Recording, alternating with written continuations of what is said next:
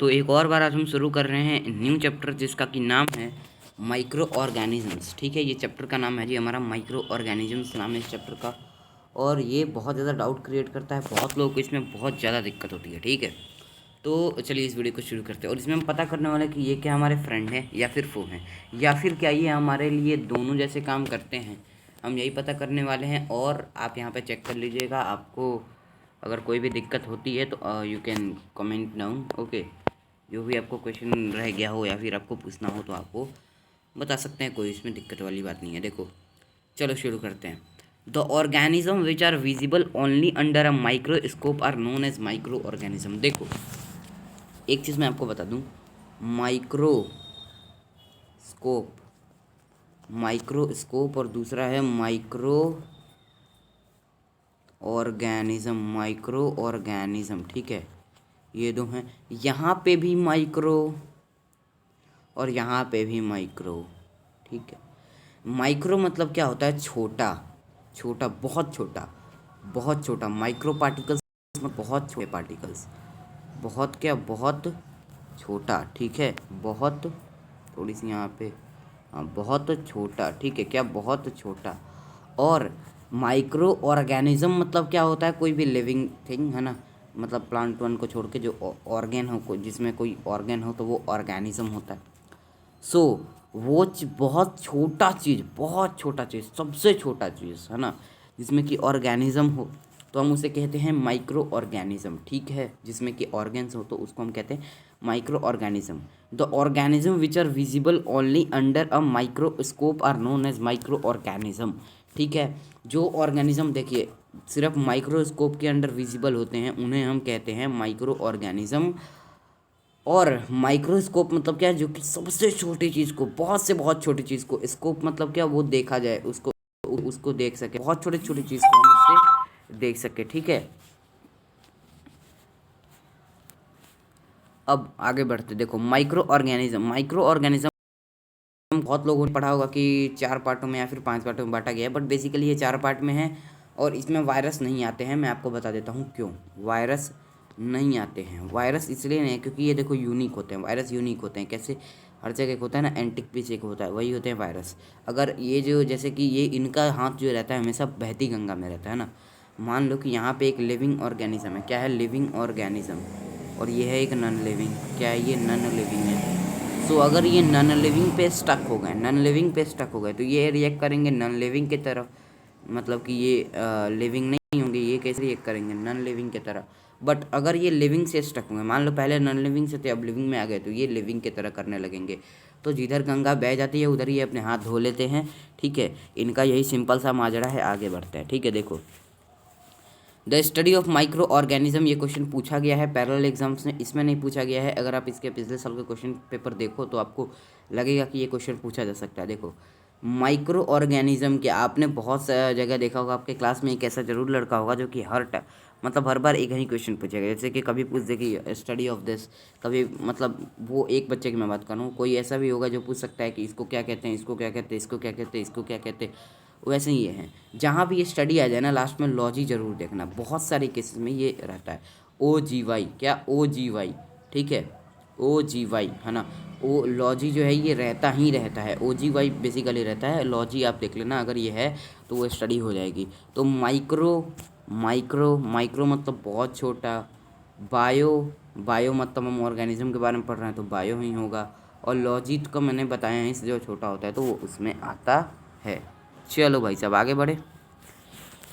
Anton van Leeuwenhoek was the first person to establish the existence of bacteria. देखो यहाँ पे मैंने cell की बात नहीं करी है ना, और सेल में भी 2 टाइप के होते हैं, याद रखिएगा। एक होते हैं डेड सेल, तो डेड सेल का अगर होगा तो आप वो मारेंगे रॉबर्ट हुक।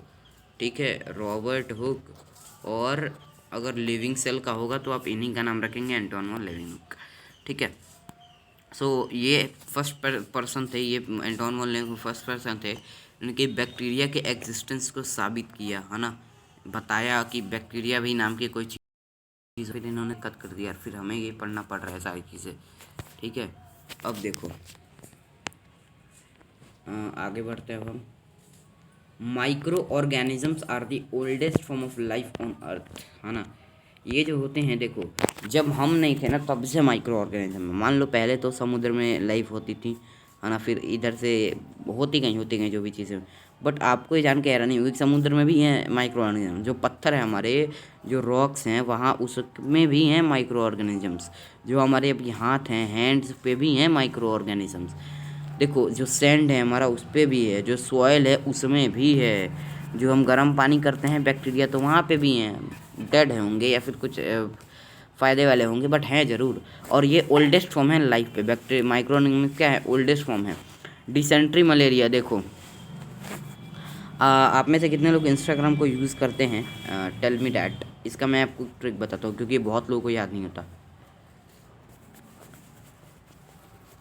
जितने लोग यूज़ करते हैं आप कमेंट कर दीजिएगा। देखो एक उसमें आपने अगर नहीं यूज़ करता होगा तो किया होगा तो आपको बहुत ज़्यादा कन्फ्यूज़न होगा कि ये DM क्या होता है ना, DM क्या होता है। बोलते हैं ना इंस्टाग्राम पे मुझे DM कीजिए, ऐसे बोलते हैं। तो मान लो आपका कोई दोस्त है जिसका नाम है प्रियांशु, ठीक है, प्रियांशु नाम है उसका, ठीक है। और ये आपको उसको क्या करना है, आपको उसको DM करना है, ठीक है। एक सेकेंड प्लीज़, हाँ हम फिर से यहाँ पे टर्न होते हैं। चलो आपको उसको क्या करना है, आपको उसको DM करना है, ठीक है। DM करना है, आपके दोस्त थे कौन, प्रियांशु, ठीक है। सो हम इसको याद कर सकते हैं, DM करना है, DM करना है किसको, प्रियांशु को। तो DM, D से डिसेंट्री, M से मलेरिया और P से प्रोटोजोआ, ठीक है। ये कॉन्सेप्ट क्लियर है आपका। चलो भाई साहब अब देखो मैं आपको एक बात बताता हूँ। देखो टीबी जो होता है ना, टीबी जो होता है बीमारी होता है, ठीक है। सो इन दोनों को आप टीबी से याद करते हैं। देखो TB typhoid bacteria, TB tuberculosis bacteria, है ना। तो आप इन दोनों को टीबी से याद कर सकते हो, ऊपर वाले को DMP से याद कर सकते हो। मैंने भी ऐसे ही याद किया था और अभी भी मैं इसको अब भूल ही नहीं पाता हूँ। पहले बहुत ज़्यादा भूलता था, आप भी भूल जाओगे। अभी लगेगा कि याद है बट आप ऐसे याद कीजिए, ज़्यादा अच्छा रहेगा। बैक्टीरिया के सबसे पहले तो हम कुछ एग्जांपल्स देखते हैं। तो वो होते हैं रोडोबैक्टर, ई कोलाई, ये स्टैफिलोकोकस होते हैं, देन विब्रियो कोलेरा होता है, ठीक है। और जो भी सिंगल सेल्ड ये ऑर्गेनिज्म होते हैं बैक्टीरिया, ये मल्टी सेलुलर नहीं होते हैं। कौन मल्टी सेलुलर होते हैं और कौन दोनों तरफ से होते हैं वो मैं आपको बता दूंगा आगे। प्रोटोजोआ की अगर बात करें तो वो भी मल्टी सेलुलर होता है। देन अगर फंगी की बात, सॉरी प्रोटोजोआ यूनिसेलुलर होता है। देन फंगी की बात करें तो वो मल्टी सेलुलर होते हैं हमेशा। और एल्गाई तो दोनों तरफ होते हैं, है ना। वो मतलब एक होता है ना क्रिकेट खेलते हो तो बीच में कॉमन, वही होता है, ठीक है। अब देखो इनका शेप कैसा होता है, तो स्फेरिकल शेप, ठीक है। इनका शेप स्फेरिकल शेप होता है, ठीक है। और ये रॉड शेप्ड होता है, देन स्पाइरल शेप्ड होता है, ठीक है। सो आप इस चीज़ को अगर किसी चीज़ से रिलेट कर पाओ, मैंने तो जो हमारी क्रिकेट की बैट और बॉल होती है उससे मैंने रिलेट किया था। आप भी कर सकते हैं, कोई दिक्कत नहीं है, ठीक है। मैंने ऐसे रिलेट किया। देखो बैट होती है, जो बैट होती है ना, बैट, है ना, बैट जो होती है तो वो हमारे लिए रॉड शेप्ड की होती है, एकदम सीधी रॉड शेप्ड, ठीक है। और देन अगर बच्चे वाली बैट है तो बच्चे वाली बैट है तो क्या होगा फिर बताइए। अगर बच्चे वाला बैट तो मारते मारते उसको नीचे से हम क्या आधा तोड़ देते हैं, ठीक है, या फिर वो मुड़ जाता है तो वो आ गया स्पाइरल शेप्ड में। किस शेप में, स्पाइरल शेप्ड में आ गया। और ये जो स्फेरिकल शेप मैंने बॉल से याद किया हुआ था, बॉल क्या होता है, देखो बहुत लोग बोलेंगे राउंड होता है ना, बट कई गेम में ऐसे बॉल होते हैं जो कि स्फेरिकल शेप में पाए जाते हैं। तो आप इससे भी इस चीज़ को लर्न कर सकते हैं। देखिए आप डेली लाइफ से अगर रिलेट कर पाए तो बहुत अच्छे से चीज़ें लर्न हो जाएंगी, मैं इस बात की आपको गारंटी देता हूँ, ठीक है। चलो आगे बढ़ते हैं। देखो प्रोटोजोआ की बात करें अब हम, प्रोटोजोआ की, तो प्रोटोजोआ में सबसे पहले जो सबसे पहला एग्जाम हम देखें इसमें, तो ये होते हैं हेटेरोट्रॉपिक होते हैं, हेटेरोट्रॉपिक। देन ये मोस्टली एक्वेटिक होते हैं। और याद रखिएगा एल्गाई भी मोस्टली एक्वेटिक होते हैं, ठीक है। एल्गाई की अगर हम बात करें, एल्गा की बात करें तो ये भी मोस्टली एक्वेटिक होते हैं, ठीक है। देन इनके प्रोटोजोआ के जो एग्जांपल्स हैं वो हैं हमारे यहाँ पे एमीबा हो गया, प्रोटोजोआ हो गया, पैरामीशियम हो गया, इगुलेना हो गया। तो ये सब इसके एग्जाम्पल हैं, ठीक है। अब देखो अब हम फंगी की बात करते हैं, ठीक है। हमने क्या क्या भी पढ़ा कि ये जो होते हैं हेटेरोट्रॉपिक होते हैं, देन मोस्टली एक्वेटिक होते हैं, देन एमीबा होते हैं, देन प्रोटोजोआ हैं और देन पैरामीशियम हैं। देखो फंगी की बात करते हैं। फंगी ये सबसे ज़्यादा इंपॉर्टेंट है और इससे बहुत ज़्यादा क्वेश्चन पूछे जाते हैं, ठीक है। देखो इसमें क्लोरोफिल एब्सेंट होता है, बट हमने प्रोटोजोआ में पढ़ा था कि वो हेटेरोट्रॉपिक करता है, बट इसमें वैसा कुछ नहीं है। वो हेटेरोट्रॉपिक तो करता है पर ये सेप्रोफिटिक और पैरासिटिक मोड में आता है, ठीक है। देखो प्रोटोजोआ से अगर हम इसको रिलेट कर पाएँ तो ये एक्वेटिक, जरूरी नहीं कि एक्वेटिक हो, ये ज़रूरी नहीं है कि एक्वेटिक हो, ठीक है। ये क्या एक्वेटिक हो ये ज़रूरी नहीं है, बट प्रोटोजोआ तो एक्वेटिक होता है। प्रोटोजोआ तो क्या एक्वेटिक होता है ना, होता ही है जी, अभी हमने पढ़ा। देन इसमें क्लोरोफिल एब्सेंट होता है और उसमें ज़रूरी नहीं है कि हो, बट होगा तभी तो वो हेटरोट्रॉपिक होगा ना, ठीक है। होगा तभी तो। बहुत बहुत सारे प्लांट्स भी ऐसे होते हैं जिनमें क्लोरोफिल होते हुए भी होते हैं, वो तो मैंने आपको बताई थी, बट उनको नाइट्रोजन जो है सफिशिएंट अमाउंट में नहीं मिल पाता, ठीक है। तो चलो हम अभी और देखो और क्या इसमें रिलेट कर सकते हैं, एग्जाम्पल से। उसके एग्जाम्पल थे एमीबा, प्रोटोजोआ, पैरामीशियम थे, ठीक है। इसके एग्जाम्पल है हमारे ब्रेड मल्ड है, मशरूम है, ईस्ट है, पेनिसिलिन है, एस्परगिलस है, ठीक है। अब है हमारा एल्गाई। एल्गाई में कॉलोनियल फिलामेंटस इनके शेप होते हैं, मोस्टली एक्वेटिक होते हैं। स्पायरोजारा, वॉलवॉक्स और कैलमिडोबोन्स इसके एग्जाम्पल होते हैं। देखो प्रोटोजोआ से आप इसको रिलेट कर सकते हो। देखो प्रोटोजोआ भी मोस्टली एक्वेटिक होते हैं और एल्गाई भी क्या होते हैं, मोस्टली एक्वेटिक ही होते हैं। एम ए होते हैं, एम ए इन्होंने कर लिया होता है और ये कॉलोनियल फिलामेंटस होते हैं। आगे बढ़ते हैं। देखो बैक्टीरिया, प्रोटोजोआ आर यूनिसेलुलर। क्या जी, bacteria and protozoa are unicellular and fungi are multicellular. क्या हम इसको कर सकते हैं ना, देखो आप, है ना। बैक्टीरिया जो है हमारा, 1 मिनट प्लीज़, ओके अब सही है। चलो जो हमारा बैक्टीरिया है हमने आपको पहले ही बता दिया। देन प्रोटोजोआ है, देन ये जो होते हैं यूनिसेलुलर होते हैं, ठीक है। फंगी जो होता है ये मल्टीसेलुलर होता है और एल्गाई जो होते हैं ना वो बहुत होते हैं। एल्गा जो होते हैं यूनिसेलुलर, ये मतलब कॉमन होते हैं, ठीक है। चलो माइक्रो ऑर्गेनिज्म कैन, यहाँ पे चलिए, micro can live anywhere in human body also. कहीं भी रह सकते हैं, ह्यूमन बॉडी में भी रह सकते हैं।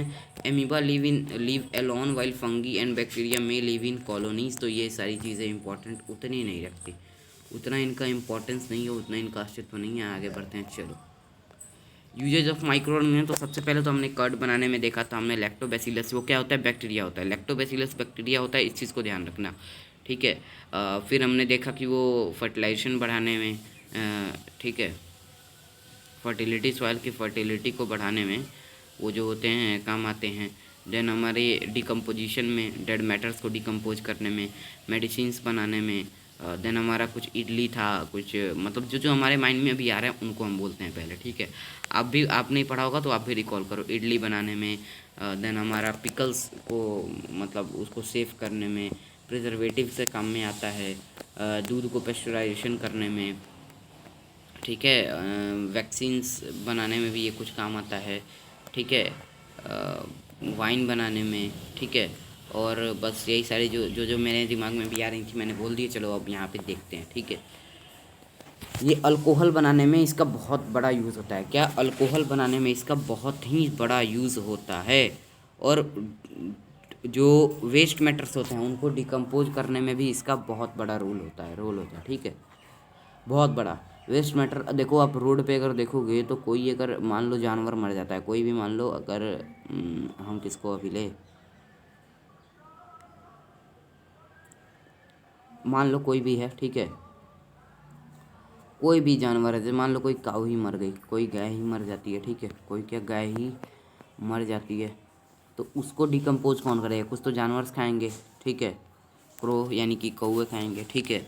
और कुछ तो जो स्कैवेंजर्स होते हैं, मतलब मैं उनकी बात कर रहा हूँ, वो खाएंगे, ठीक है।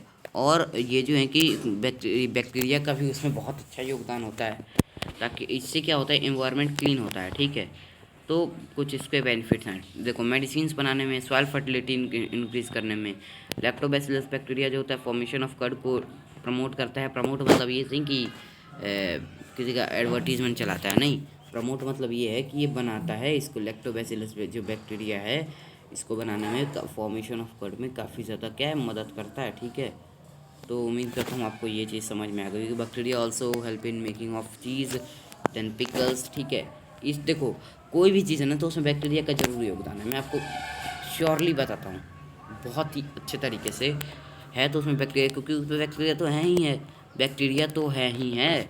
Yeast reproduce rapidly and produce carbon dioxide during respiration and bubbles of gas fill the dough, ठीक है। यहाँ पे ना बहुत लोगों को आज तक ये नहीं समझ में आया कि इडली बनाने में ये कैसे काम आता है, तो मैं आपको समझाता हूँ। देखो इडली होती क्या है, फुली सी हुई होती है, ठीक है, बट जब उसको इनिशियल स्टेज में होती है तो आप उसको देखना कि वो एकदम चिपटी सी होती है, ठीक है, चिपटी सी होती है। बट ईस्ट क्या होता है, आपको ही पता है कि ईस्ट क्या कार्बन डाइऑक्साइड रिलीज करता है। ईस्ट जो होता है कार्बन डाइऑक्साइड रिलीज करता है, ठीक है। और जब कार्बन डाइऑक्साइड मान लो मैं आप अपने से सांस लो, ठीक है, सांस लो, और आपने जब मान लो आपका ये मुंह है, ठीक है, वैसे हो नहीं ऐसा, ठीक है, मान लो ये है, ठीक है, और आप यहाँ से सांस लो, तो मान लो ये आपका पेट है, तो पेट क्या हो जाएगा, फूल जाएगा, होगा या नहीं होगा, बिल्कुल से होगा।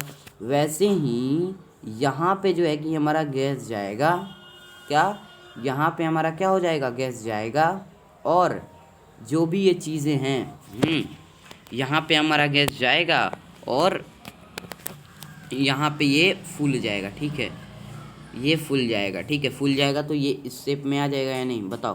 कार्बन डाइऑक्साइड छोड़ा तो बाहर तो हम छोड़ नहीं रहे हैं उसे, हम क्या कर रहे हैं, इसी के अंदर है, इसी के अंदर छोड़ रहे हैं, तो ये क्या हो जाएगा, फूल जा रहा है, ठीक है, ये फूल जा रहा है और डफ बन जा रहा है, ठीक है, सॉरी, डफ को ये क्या कर रहा है, फुला दे रहा है, तो इस स्टेज में, इनिशियल स्टेज से इस स्टेज में ये आ जा रहा है। तो यहाँ तक तो मुझे लगता है आपको कोई दिक्कत नहीं होगी। देखो, microorganism are use for production of alcohol, wine and acetic acid, vinegar, इसको कहते हैं CH3COOH, ठीक है। इसका जो सिंबल होता है वो होता है एसिटिक एसिड विनेगर का CH3COOH। ये एग्जाम में पूछा हुआ है तो आप इस चीज़ को लर्न कर लीजिएगा, ठीक है। East is use for alcohol and wine production, for this purpose east is grown on natural sugar present in grain like, ठीक है।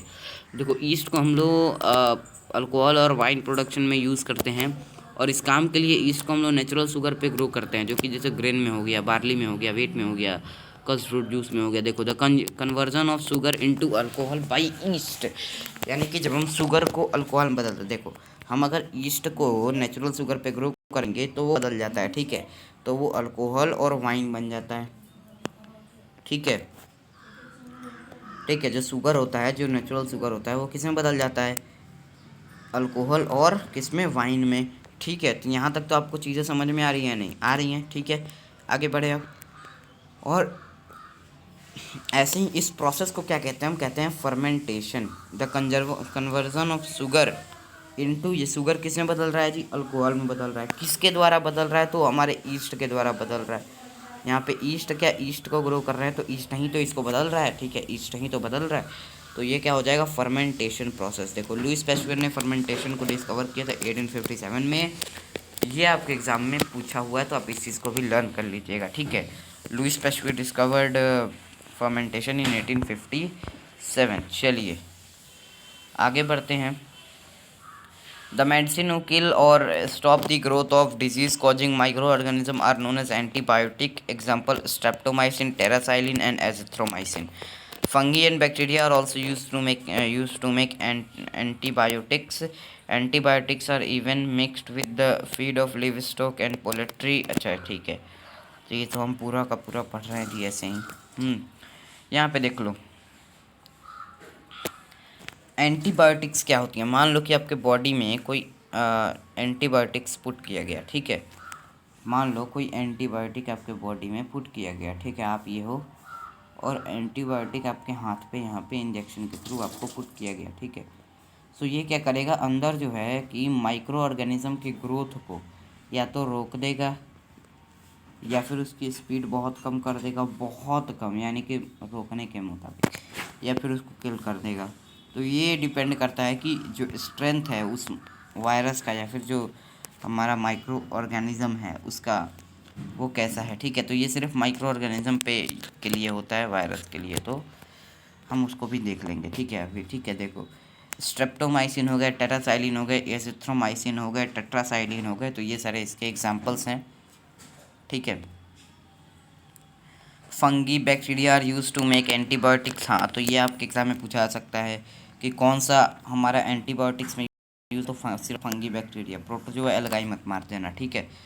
और फर्टिलिटी में भी आप अभी देखो यहाँ पे, antibiotics are even mixed with a feed of livestock and poultry to check microbial infection. देखो यहाँ पे होता क्या, आपको ही पता है ना, ये सीधा सा इतना बता रहा है, इसका कोई इंपॉर्टेंस नहीं है, इस वाली पैराग्राफ को भूल जाओ, कोई इसका इंपॉर्टेंस नहीं है। आपके एग्ज़ाम में इससे थोड़े से भी क्वेश्चन नहीं पूछने वाले। होता क्या है कि हमारे देश में कोई भी अगर कोई भी चीज़ बनती है तो सबसे पहले किसी जानवर पे चेक होती है, ना कि ह्यूमन पे।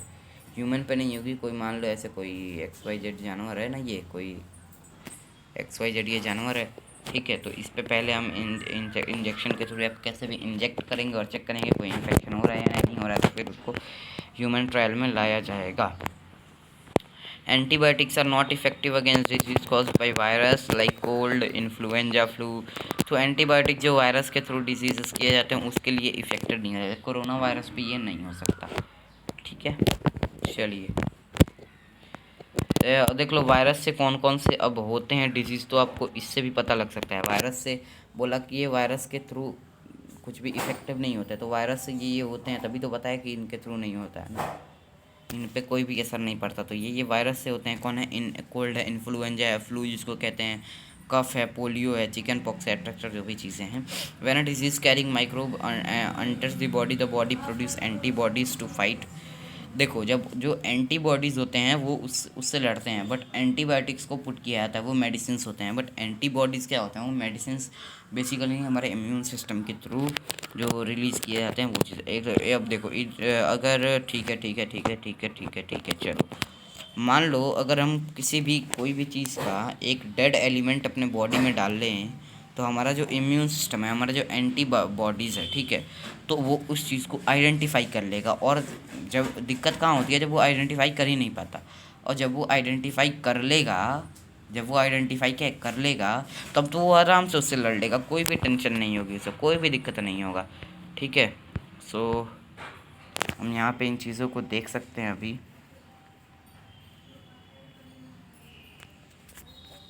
चलिए हम थोड़ा सा अभी इनको पहले सही करेंगे और देन हमने यहाँ तक पढ़ लिया था, ठीक है। और जो भी अब आगे की जो चीज़ें हैं उनको हम कल देखेंगे क्योंकि टाइम बहुत ज़्यादा हो चुका है। सो मिलते हैं नेक्स्ट वीडियो में, तब तक के लिए जय हिंद, जय भारत।